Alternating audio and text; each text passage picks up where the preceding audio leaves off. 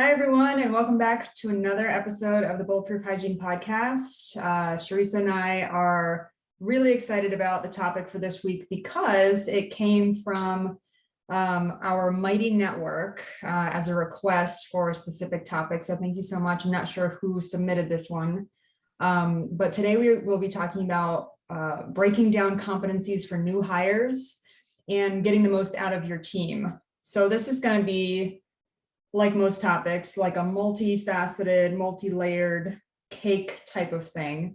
But we're making some assumptions here. And I think that what this person was requesting, saying, how to get the most out of your team, I'm assuming what you mean is, performance-wise, willingness to adopt culture and protocols, et cetera, and to be fully in and fully engaged, which is what we all want of our teams, right? So Charissa is going to actually just kind of describe and give us some insight about her current situation at Atlanta Dental Spa. And then I'm going to kind of dive into how it has worked best at the Spodak Dental Group to kind of get people to be all in and to get people to engage and really buy into the culture and the processes and the protocols. So Charissa, you want to take it away? So I just think that there's a lot of community when we can be really open and authentic and honest. And when we talk about these things, I never want our listeners to think, oh yeah, Brittany and Charissa, they got it all figured out. Everything's perfect in their world, because it's certainly not. And this particular topic hit me because right now in my current location in our practice, we are understaffed. We had an overflow assistant that actually left us. She's going back to school, so it's very exciting for her, sad for us. And then we had another assistant / admin team member. She was kind of helping in both arenas because she is expecting her baby, her second baby. And, she was slowing down a little bit because of that. So she was kind of jumping between helping in a lot of arenas and was of great help. And she is now out and having her baby. So we are understaffed and we're feeling it. And, sometimes I'm sure no one else can relate to this, haha. But sometimes when you are understaffed and there's a lot of responsibilities and a lot that needs to be done, it gets easy to get kind of negative about things. And I'm just watching in my own practice right now, we've had some issues. We've had some communication breakdowns. There's been kind of this almost like that's not my job mentality that I see coming out. There's almost like this tit for tat, like, one assistant says to the other, well, I've run the autoclave 3 times today. Have you touched it? And there's just kind of like this, this underlying resentment, unrest going on. And, typically we don't have that, but because we're all really stretched and stressed right now, I'm seeing that kind of come to pass.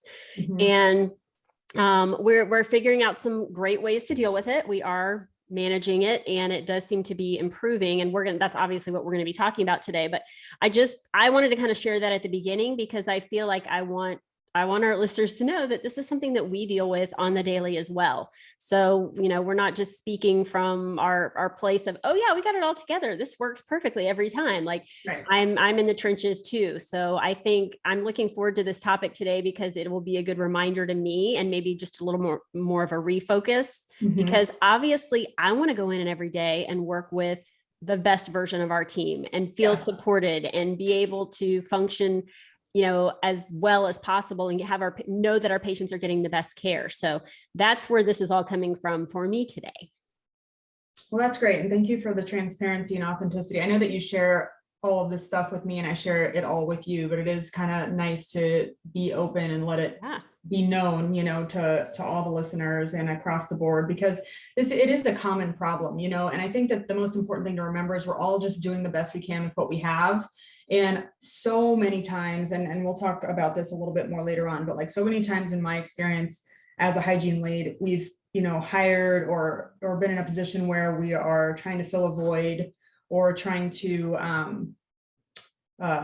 fill a hole instead of like expanding and growing and building. So it's more of like an emergency situation. So I'll kind of give like some insight from a more ideal aspect, like, okay, we're actually just looking to grow, everything's going pretty well and we have some room for expansion, versus we're in an emergency situation and we need to like get going, like pedal to the metal kind of thing to get someone hired and get in here and take care of patients kind of thing. So we'll look at that a little more closely later on, but super, super common, especially in the age of COVID, right?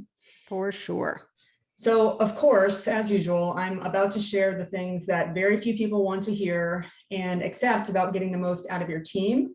And I say that because, it comes back to how well we're functioning in our role as leaders and how well we actually connect to our people on a really basic level. And I will say that with the disclaimer of, the people that we hire are adults. They have choices to make. They have their own sets of values and biases and history and all the things, so we can be doing a great and thorough job as leaders and still have someone who maybe isn't a fit for our team, or have something that isn't going smoothly, or be troubleshooting something. That is all normal, all a part of life, all a part of leadership. So I just want to throw that out there. Just because something isn't going perfectly or well or as smoothly as you thought it would or hoped it would, doesn't mean that you're failing as a leader. Okay. What I mean is that, how we function as leaders and how prepared we are behind the scenes will absolutely impact how smoothly onboarding new team members, training new team members goes. So I'm going to give kind of like some basic things that I've learned along the way that I think are foundational for making sure that as we are leading others to kind of like take on responsibilities and buy into our practice protocols and all the things that have worked the best for me. So the first and most basic thing is making sure that we're leading by example.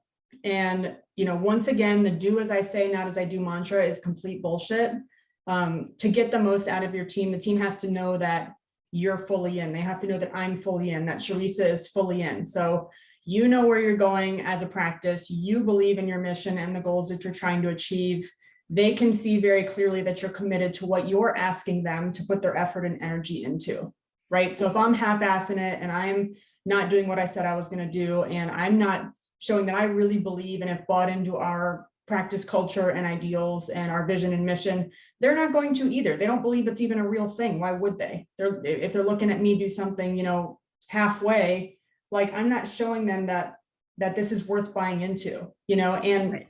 To a certain extent, if you're doing the hiring or the training, the new hire is trusting you, like not just to train them, but to see kind of like, where do you stand in this whole thing? Like how important is this? How real is what you're telling me? Like how actual is this whole thing, the culture, the practice, all the things, Well, and I think you gotta be, I'm not willing to ask someone else to do something that I'm not willing to do. Mm-hmm. It's got to be that mentality. And I can speak to this right now. You just mentioned, I'm currently training a new hygienist in with me at my location. And so, as I'm talking to her about all the steps that need to happen and the verbiage we need to use and, all of that, she's watching me do it, because it would be really nonsensical for me to say, oh, well, you need to do this, this, and this, but she's watching me in my day and that's not happening. So we have to be just as accountable as we're asking the people around us to be. Right. Yeah. And then I think another thing, and you mentioned it, but I want to dig in just a little bit deeper, is that we are all really rallied around our team mission and vision, that we are all in it to win it. And, there's so much crossover for each position on the team. And that sometimes we're doing things that we're not really the best at, or that we're really geared toward. I mean, honestly, it's funny. We just had our hygiene team meeting last week, and we were talking about how the reality is for us in our practice, we actually do a lot of admin stuff too. Oh yeah. There's a lot of admin we're doing between, figuring out walkouts, and what insurance covers and collecting that and posting that payment and, managing referrals and sending off, letters to other referring doctors, all that kind of stuff. There's a lot of admin that you don't necessarily realize when you're in hygiene school that you're going to end up doing. And sometimes, you kind of catch yourself thinking, well, gosh, I signed up to be a hygienist. I didn't sign up for all this superfluous admin stuff. But the reality is that's what it takes to make the practice run and to make sure the patients are getting the best care they need. And so that's why, and this happens across the board, right? Because I watch sometimes our appointment coordinator, who really is true admin, sometimes has to step into the clinical side of things. And she might be helping seat a patient, or she might be helping, find a case, or, there's things she's doing that aren't necessarily what she signed up for either. And I think that happens in all arenas, in all positions. We're all doing things that are outside of, just our lane. And I think that has to happen to be effective. And that's why it's so important to be mentally around the vision and the mission, because it's easy to lapse into that. Well, that's not my job. Yeah. Well, it is if it's part of the vision, if that makes sense. So I think, if your practice doesn't have a really clear mission and vision for what the goals are and what everybody's trying to do and how you want to work and how you want that to look, then sometimes I feel like it is easy to just get lost in, well, I mean, I'm just here to get a paycheck and I've got to do X, Y, and Z. I don't know why you're asking me to do A, B, and C. Yeah. So I think if you're listening to this and your practice isn't really rooted and grounded, that's the starting point. Right. Love it. Yeah. I think another thing is, getting the most out of your team means that your team knows exactly what is expected of them. And we talk about this all the time, like setting people up for success and showing them how to win. And I think it's easy sometimes as leaders to like blame our teams almost for what they're not doing right or not doing at all.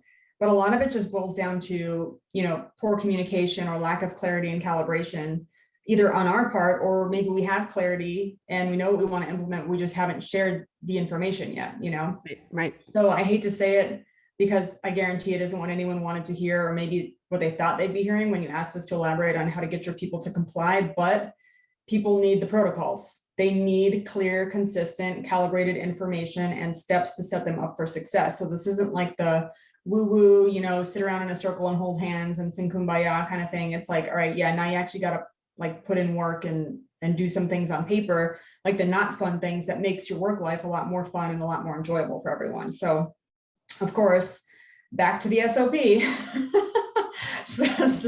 One of the main things is standard operating procedures. And of course I'm, obsessed with the SOP because I've seen like a real change in how people adapt and are willing to comply and things, since we have clear-cut communication and clear-cut expectations on paper for everyone, and we kind of revisit them constantly as a team. And I've seen performance kind of like follow those expectations really closely. So knowing what your standard operating procedures are, having them written down and shared and kind of reviewed periodically is a really important thing. Another thing is having, team meetings to hammer out problems as they arise. This can also be done in morning huddles, depending on what that looks like for you and how much time you have. But I know that for my team, when we had a lot of departmental transitions and we were hiring, a lot of new hygienists, people were leaving, we had some kind of like, I don't want to say mass exodus, but there were like some part-time people who weren't a good fit. We kind of had like different leadership and things it was a huge transitional period for us. We had team meetings after hours about every 6 weeks, in that transitional period. And it was a lot to ask of my team, but I think that on the other side of it, I think that everyone would agree, like, yeah, it was really necessary and important. And now our team meetings happen about once every 3 to 4 months. We have them, a few times a year, but there's not as much to hammer out anymore. Right. And that timeline can be adjusted as needed. Right. And I think your point about the morning huddles, that's something, because sometimes if we, like, say your next meeting is 3 months away, but you've got an issue now, like, don't just sit on that and hold that, because that will bring more resentment and That's more a good issues. Point. That's a very good point. Yeah. That's when you could, at your morning huddle, and I've done this several times, I've said, hey guys, and I actually said this when our, things were feeling a little stressful. And I said, hey guys, I realize things are really stressful and tight right now. We're down 2 people. And that's a big deficit when you're used to running that way. Right. So we're all going to have to pull our weight a little more. We can't be ticky-tack over who's doing what. Like, if you see it, you got to do it. We're a strong team and we are capable of this, and we are looking to hire, and we're going to find, somebody to come in. Like, it's all going to work out. But until then, we got each other. We have to have each other's backs.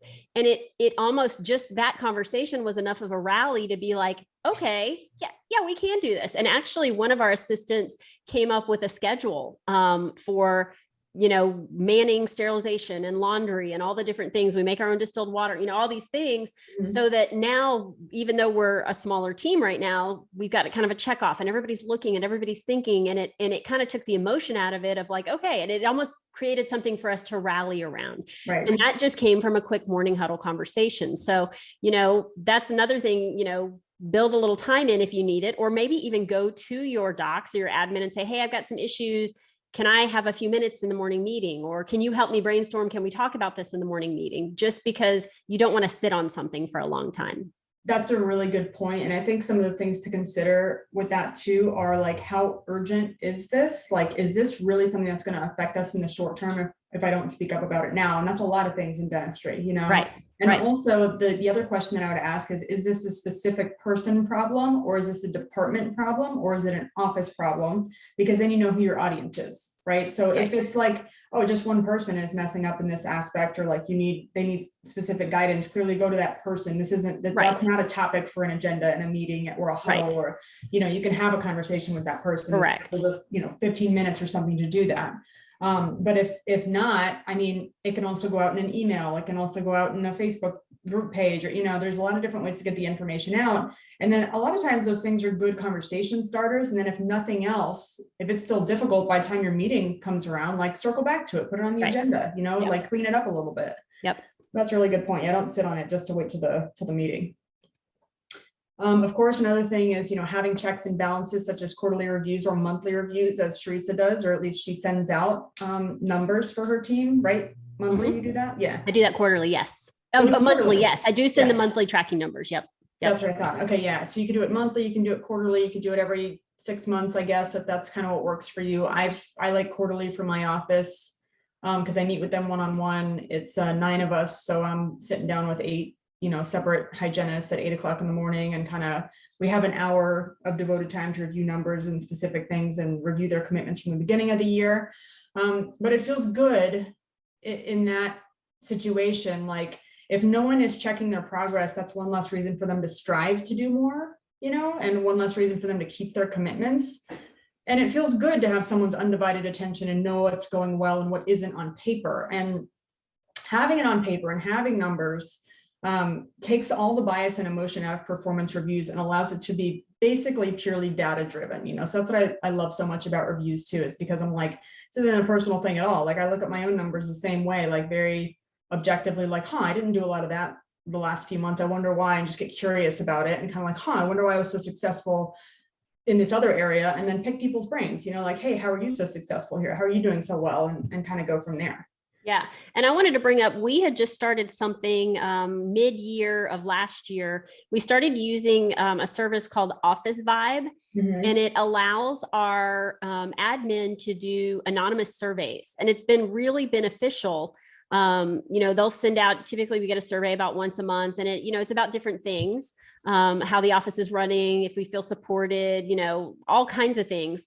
But it's a really cool way because all the answers are anonymous that come back, and you're able to like really get kind of a vibe of what's going on in the office and how people are feeling, and ideas for how things could be different. So I just wanted to throw that out there as a cool tool and resource that seems to be helping us a good bit. So if you've got a team that isn't super comfortable, sharing, how they're feeling about things, that could be a cool way to do it.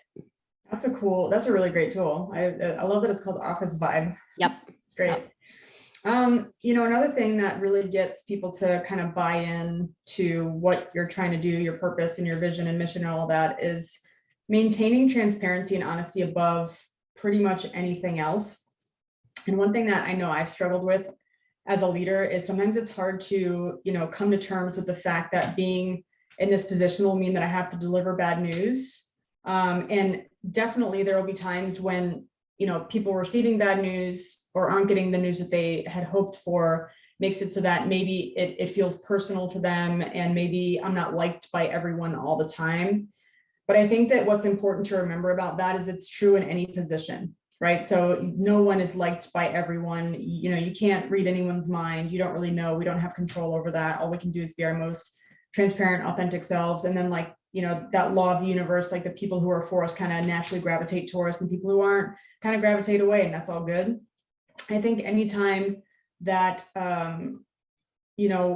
we are in a position where there's leadership or you're in the spotlight a lot more, there's a lot more room for people to kind of criticize what we're doing, Yeah. And that's okay. And it's something that I've learned is just like a part of the leadership. It's not that you're doing a bad job or that, you're a bad person or anything. Like it may be an area where you could do better, or I could do better, but we can look at it like a tool, and we can kind of let go of like needing to be liked. So honesty and transparency, I think, supersedes pretty much everything else. For example, kind of kindly making sure everyone is following protocols, like taking post-op x-rays if that's your protocol after NSPT, or comp perio charting once per year, which is across the board, the AAP's protocol, doing what people as individuals, doing what they said that they would do, like saying things like, no, that wasn't what I would prefer, or yes, you should do it differently next time, and here is specifically how, giving people insight like that, because people do ask, my team asks for feedback sometimes, and sometimes just in regards to treatment planning. And there have been a few times when, they've come to me after the fact and said, I think this is a situation where I probably should have done NSPT. And you know what? I did a gingivitis debridement because I was a little afraid of what the patient would think, because this was the scenario that I started with. I'd never met the patient before. They were receiving bloody prophies is what it seemed like. I didn't want to deliver bad news. And then we have a conversation like, okay, well, let's like play it out to the end. Like, what if you did educate them and they said no? Like, what's the worst case scenario? And then what's the best case scenario? And then what do we have an obligation as healthcare professionals to do? And like, that can feel kind of uncomfortable because I'm not agreeing with what they did. I'm not saying like, oh yeah, it's okay. I'm not trying to make them feel better in that situation. I'm trying to be honest that in the future, they can do what's right for the patient and they can feel good about what they did as a clinician, But you know what I think is, and it's not, I guess that scenario, it's never easy hearing, hey, you didn't do the right thing, or, I would have done this. But I think the reality, and knowing you as well as I do, and, knowing your team, is because you are who you are, and you don't walk around saying, hey, I got it all perfect and I'm right every time. You have your own times where you're like, oh, I probably should have done this, or why didn't I do that? Like, I think that is super important because they know who you are. You're there to support them to be the best that they can be, and for their patients to get the best care they can. And sometimes we don't get it right, and that's okay. And there's no judgment on that. So I think, that's a good point too, as a leader, is, you can't have that judgmental, I get it right all the time attitude, because that's not reality. No one does. And I think when we can give ourselves that grace and that space to be wrong and to mess up, that's when it's easier to be honest and say, gosh, like I should have done this. Okay, well, cool. Next time, let's do that. Like it's called practice for a reason. 100%. We don't ever get it perfect. We're constantly practicing. It's constantly new. It's constantly different. Every single patient has their own set of circumstances and host response and comorbidities and lifestyle, like there's no cookie cutter approach to every single thing. So it is a constant learning. Yeah, totally. Which is, I think, what makes it fun. It's what keeps it interesting, for sure. Yeah. And I mean, I certainly hope that my team knows that. And I think that on the back end, I think that they do, to be honest with you, because there's a lot of like honest conversation that does happen. And I am very transparent on my end of like, I really expected that to come out differently. Like, this is what I would do in the future. And like, I'm very transparent about like, that wasn't what I expected, or I didn't do as well as I thought I could, or like, I didn't allot enough time for that procedure, or I should have done this instead of that. There's a lot of things that we can share and just like put our egos aside and actually learn. That makes like work a lot more pleasant, just to be around each other, kind of thing. So definitely it makes it feel like you're not tiptoeing around somebody. Yeah. And I think, what we have a tendency to do, I think, as really A-type like professionals too, is sometimes when someone comes to us vulnerably like that, and they're sharing something and they're like uncertain of whether or not they did the right or wrong thing, we insert our judgment, whether we are judging them directly as we're having this conversation and they sense that, or we go and gossip about them later on, like, oh, this person, like, they didn't do SRP up. Can you believe they didn't do? And I've heard like things like that happen. Thankfully, it doesn't really happen anymore on my team. Like, I've read a phenomenal team. Everyone has a great attitude. Like, I really love the women on my team right now. But like, I've heard like, can you believe they did this? And I'm like, would you stop? Like, you've done that too, and I look and I'm like, your patient care is not perfect. Like, no one's is. Can we just skip that part and not be nasty? But that's one of the reasons why I think we are able to have these conversations, is because it doesn't go that way anymore. I'm not going to go gossip and talk to anyone else about their situation. Like, it's between you, the patient, the practice, and me now, because you're making me a part of it, Right. So this is circling back now to kind of what Charissa mentioned in the beginning. So oftentimes we've hired out of deficit. So meaning we're in a hurry. it's an emergency and we're trying to plug a hole, fill a void, and a new hygienist, to our practice gets thrown in to a full schedule with little or no actual training.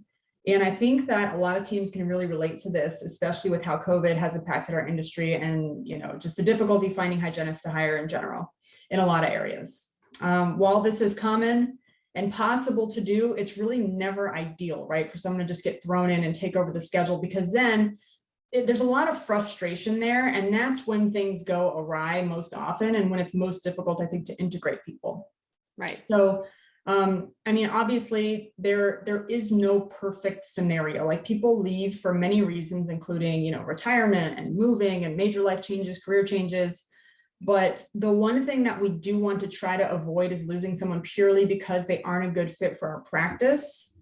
And that involves like hiring really strategically and having kind of strategic hiring protocols and processes in place before you're in a situation where you're desperate. So even if it's an expedited fashion or you are trying to replace someone quickly, you're going to save a lot of time and heartache on the back end by doing it right from the beginning. So, this podcast isn't specifically about how to hire, but I'll share some things about how we integrate and train new hygienists and kind of what materials they receive prior to their first day in clinical practice that contributes to how successfully they're onboarded, regardless of how quickly they're needing to be onboarded. So some of the things that they get from me are they understand, first of all, that they have I don't think it's 30 days. I wrote 30 days, but I think it's 90-day trial hire period. So the first 3 months are kind of probationary, where we're kind of interviewing each other in an ongoing fashion. Like, is this really the practice for you? Are you the person for our practice? And if not, within this period of time, no hard feelings, like we'll figure it out and then we'll part ways if that's necessary, So they get an understanding of like, hey, this is really a trial hire period for the first 3 months. And then after that, kind of like we've got a little bit more of a committed situation and relationship.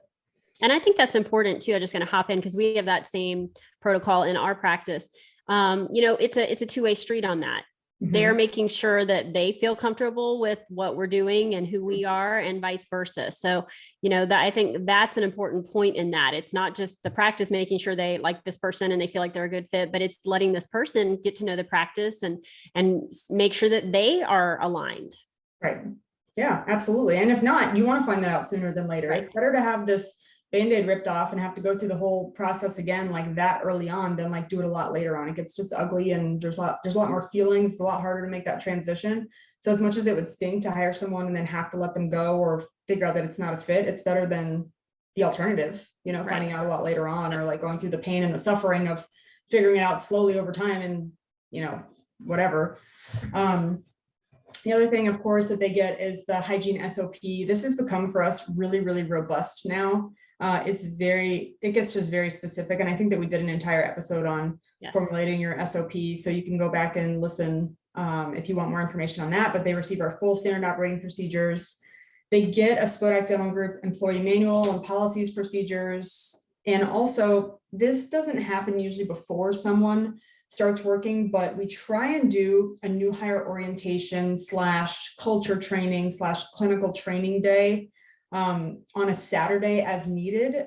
I want to say it happens about once a year, and I wish that it happened more often, but it's difficult, and we want to make sure that we have enough new team members that it's worth our while when we're getting as many people kind of integrated as possible at the same time, because it does involve like coming in on a weekend. We don't close the office. I and some of the other leads in our practice are nice enough to give up their weekend, to come do this for the new hires. But this is really, I think, one of the things that solidifies their belief in like our systems and things like, oh, these people are willing to buy in and do this on a weekend. It's a big deal.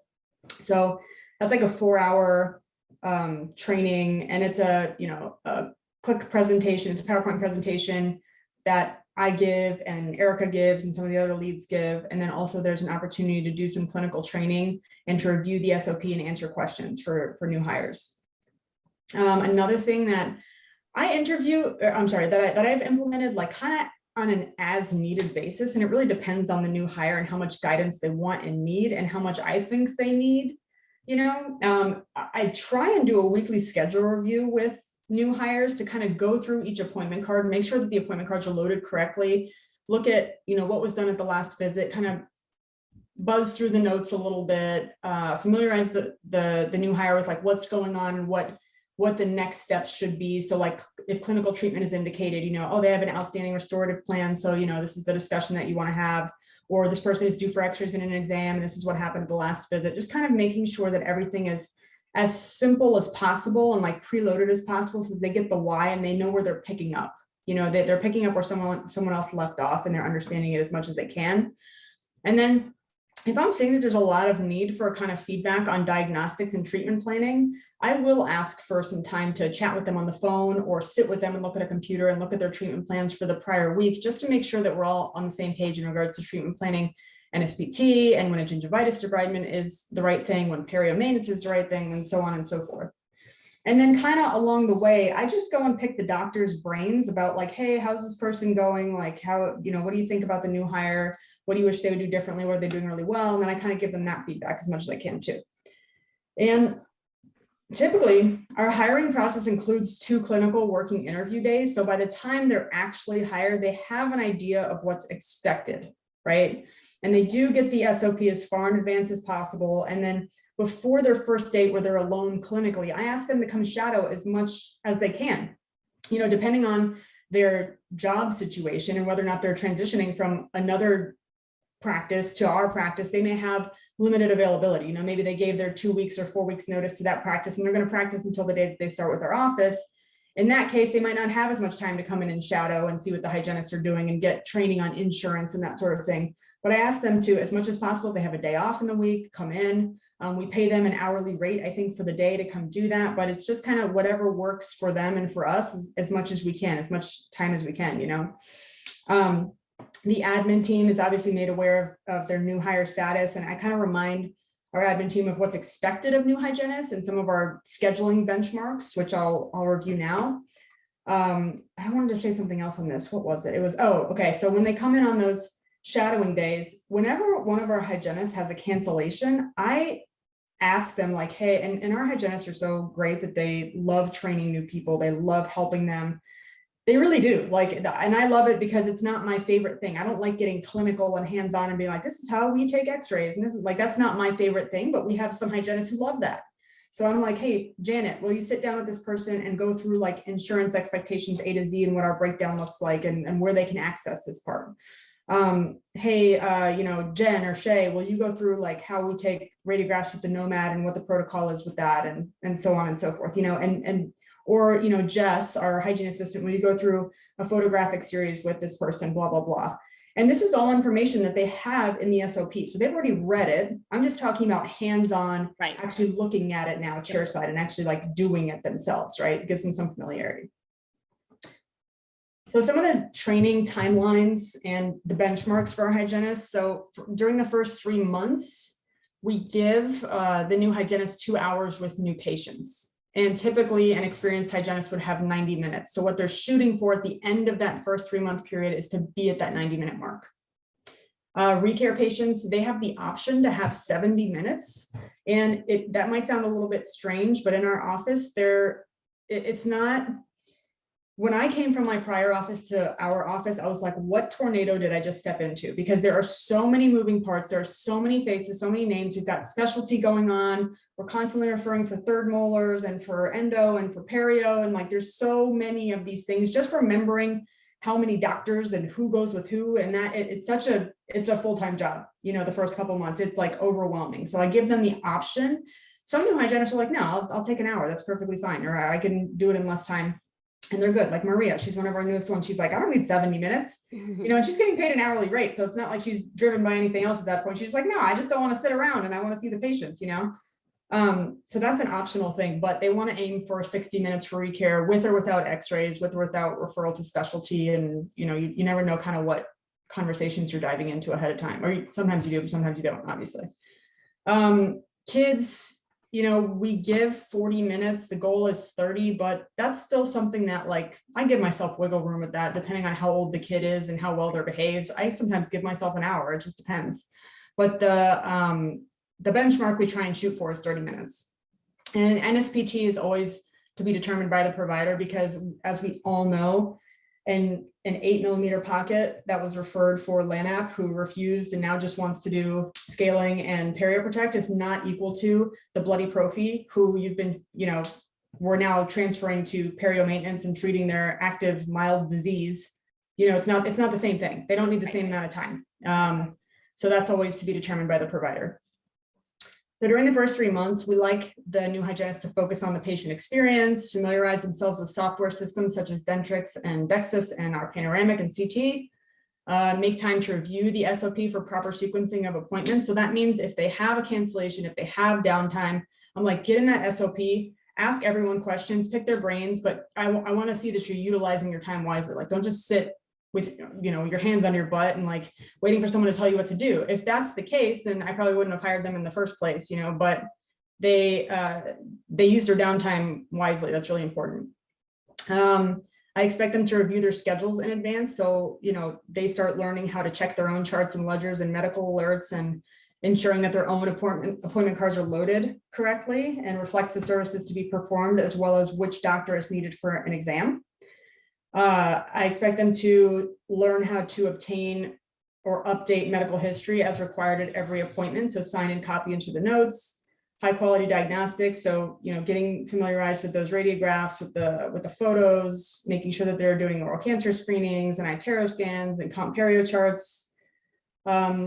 I make sure that they get partnered with their assigned business team advocate and treatment plan coordinators for help with scheduling and checking out and reviewing treatment plans. Also, I ask them to print their day sheet and write and sign all their clinical notes by the end of the day. So if there's something that I'm seeing isn't done, I'm following up with them immediately, because I want them to know that 1, I'm checking, 2, it matters, and 3, like, this is our protocol and it's implemented.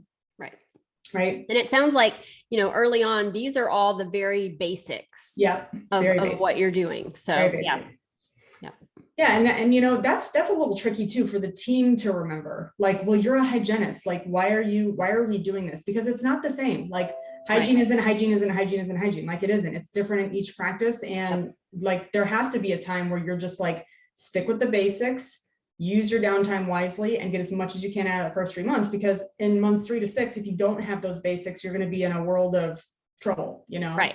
Well, and we have to be mindful. I mean, like I said, I'm currently training a new hygienist. She is coming from a pedo practice. And so, kind of stepping back into I got to be thinking about perio and assessing perio.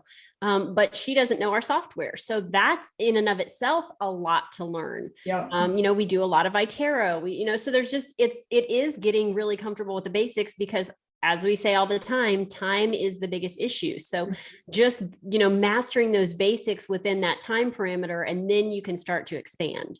Right. Exactly. So the next phase of this, the 3 to 6 month mark, is, practical application of what I just talked about, while decreasing patient appointment time. So at that 3 month mark, we're going down to the shorter appointment times now. We need increased speed of posting and writing clinical notes, collecting payments, making next visit appointments, reviewing ledgers to ensure that everything's posted correctly.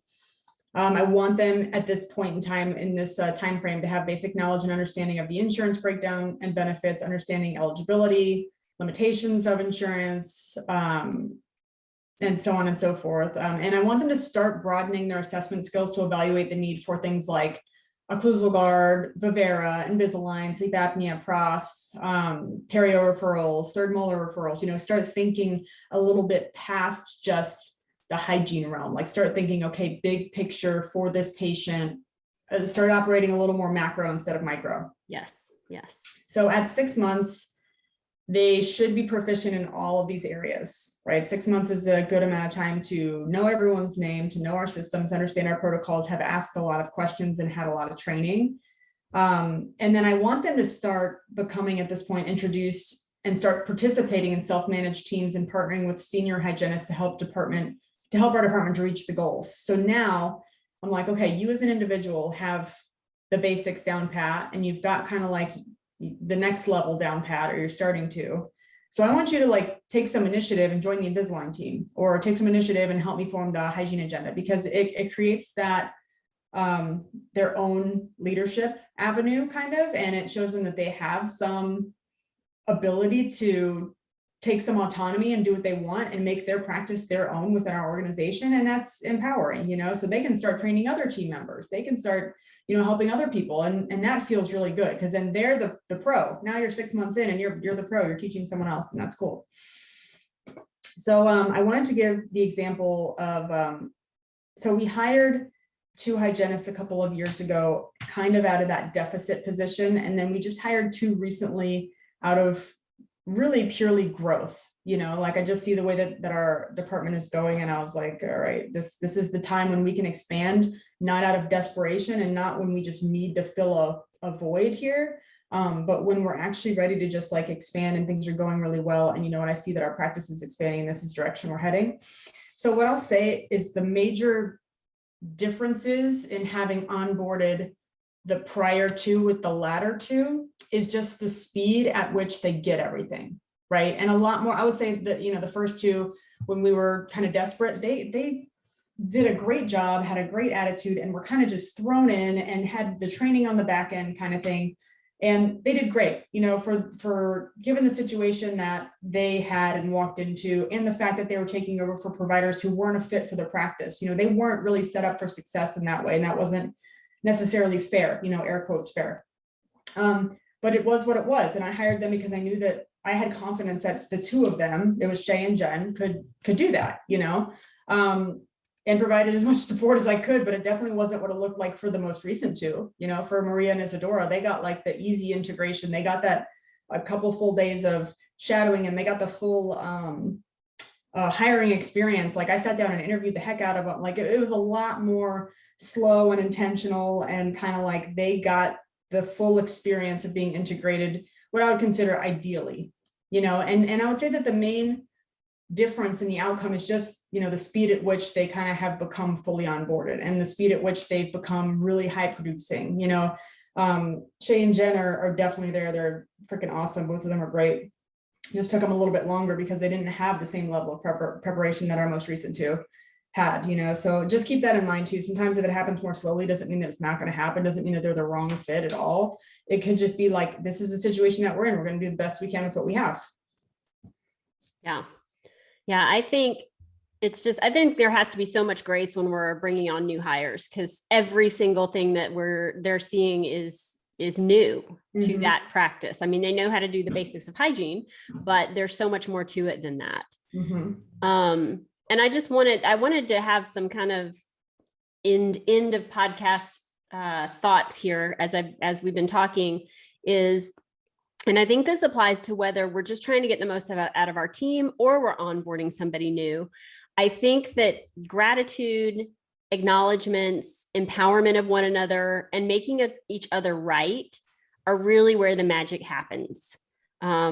People who feel appreciated tend to do more than expected of them. And when we feel empowered, we gain confidence and we realize we can do more. And I feel like empowerment really drives the desire to learn and grow. And there's just some basic examples of this, like in my own story of kind of the frustrations of where we've been at as we're short staffed is, it's easy to see somebody doing something that they really should be doing anyway, and just kind of think, oh, great, you're doing that. But there's something magical in saying, hey, thanks for taking the time to do that and supporting us. Like it's one of those, like you could easily just think you should be doing that and not say a word, or just say, what does it take to say, hey, thanks for doing that? That's making our day go better. We really appreciate it. Right. Just doing those small things, just having that gratitude, having that concept of I get to versus I have to, like all of those things are really what kind of fortify and build the team and make people feel like, hey, what I'm doing is important and what I'm doing matters. And, people are noticing. Right. And I just think that's a huge part of getting your team to where you want your team to be, is that gratitude and that acknowledgement and that empowerment. I agree. 100%. You have any other thoughts? I don't think so. Working with people is difficult in any arena. I think we all have good days. We all have bad days. We all have a ton of stuff that's happening at home that we're bringing in with us. And, grace. We've got to give each other grace. And if we're all headed in the same direction and on the same mission, and we've got a lot of grace, I think we're going to make it. And I think we're going to do awesome. We're going to make it. Yes. Don't worry, everyone. We're going to make it. Yes. Well, I am super appreciative of our Mighty Network member that requested this topic.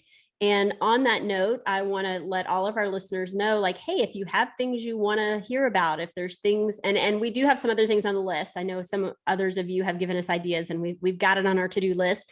But if there's other listeners out there that have some topics that they're interested in, please chime in on the Mighty Network. I recently asked, are there any topics? You can hop in on that question, or you can just make your own post and say, hey, I'd love to hear more about X, Y, and Z. So please, because we want this to be a community of professionals that support each other and collaborate. That's what this is all about.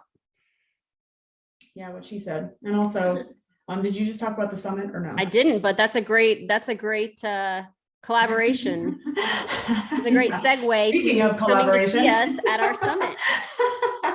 So the next in-person summit is happening June. Is it the 3rd and 4th? It is, yes. 3rd and 4th. Nash Vegas. You can go to bulletproofsummit.com if you want to register or see what it's all about and order tickets. Our early bird tickets are already sold out. They're selling out about 9 months to a year in advance now, which is a great problem to have. But I really want to make sure if you didn't make it years before, or you did and you really want to come this time, please make sure that you get on it because they are going rather quickly. So we appreciate your support. Thank you so much for listening, and we really hope to see you on our Mighty Network and see you at the summit. Bye-bye, everybody. Have a great week.